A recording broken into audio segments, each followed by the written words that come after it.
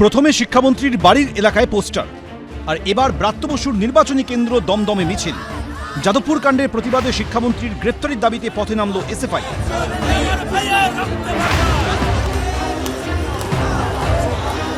শনিবার দমদম স্টেশনের কাছ থেকে শুরু হয় এসএফআই এর মিছিল। 5 মিনিটের জন্য অবরোধ করা হয় নাগের বাজার মোড়। ক্যান্সারে নেই আর ভয়, NCRI হবে এর জয়। আপনাদের ভরসা নেতাজি সুভাষচন্দ্র বোস ক্যান্সার হসপিটাল। আজকের মিছিলটা হচ্ছেই দমদমের মানুষকে সচেতন করবার জন্য যে এরকম একজন অপরাধ মনস্ক মানুষ ওনাদের সার্ভ করবার জন্য আছে, যে যাদবপুর বিশ্ববিদ্যালয়ে হিট অ্যান্ড রানের ঘটনা ঘটাতে পারে, সে তো যে কোনো দিন দমদমের যে কোনো জায়গায় হিট অ্যান্ড রানের ঘটনা ঘটিয়ে দিতে পারে। মানুষকে সজাগ করা, সচেতন করা, পাশাপাশি আগেও যে কথা বলেছি, এই ধরনের অপরাধ মনস্ক মানুষকে ইমিডিয়েট গ্রেপ্তার করতে হবে, ক্রাইম সিন্ডিকেটগুলো ভাঙতে হবে। গত সপ্তাহের শনিবার ছাত্র সংসদ নির্বাচন সহ একাধিক দাবিতে যাদবপুর বিশ্ববিদ্যালয় ক্যাম্পাসে শিক্ষামন্ত্রীর গাড়ি ঘিরে বিক্ষোভ দেখায় এসএফআই সহ বামপন্থী পড়ুয়ারা। সেই সময় গাড়ির ধাক্কায় জখম হন ইংরেজি বিভাগের স্নাতক প্রথম বর্ষের পড়ুয়া ইন্দ্রানুজ রায়।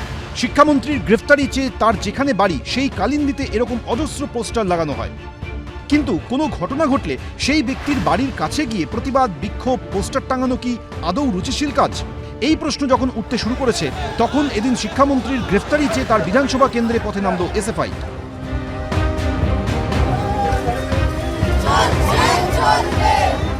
দমদমের মানুষ ব্রাত্য বসুকে জিতিয়ে এমএলএ করেছেন এবং সেই সুযোগেই উনি মন্ত্রী হয়েছেন। এই মানুষের করের টাকায় সেই গাড়িটা চলে এবং সেই গাড়ি দিয়েই চাপা দিয়েছেন। ফলত দমদমের মানুষের কাছে, দমদমের ছাত্রছাত্রীদের কাছে আমরা জানাতে এসেছি যে এর শাস্তি মানুষ যাতে দেয়। আজকে এসএফআই এর লোক কোথায়?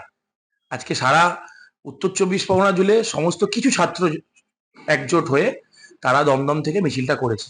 আমি দেখলাম 50 থেকে 60 জন ছিল। আজকে যদি আমরা রাস্তায় নামি, আমরা মিছিল করেছি, আগামী দিনে বহু ছাত্রছাত্রী রাস্তায় ছিল, আর আমরা যদি মনে করি ওইসব এসএফআইদের মাঠে খুঁজে পাবেন না। এদিন নাগের বাজার মোড়ে দীর্ঘক্ষণ অবস্থান করে এসএফআই। উজ্জ্বল মুখোপাধ্যায়, জয়ন্ত পাল, এবিপি আনন্দ।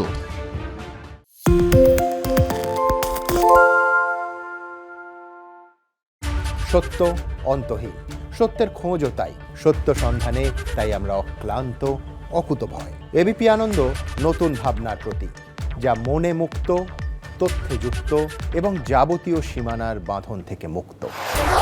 সীমা না শব্দটির মধ্যে লুকিয়ে আছে মানা শব্দটি, যেন চোখ রাঙানি এক অদৃশ্য বেড়াজাল, যা আটকে রাখে আমাদের এক ছোট্ট গণ্ডির মধ্যে। একমাত্র সঠিক খবরই গড়ে তুলবে এক মুক্ত সমাজ। সেই জগৎ গড়ার লক্ষ্যে কোনো সীমানার ঠুকুটি আমরা মানব না।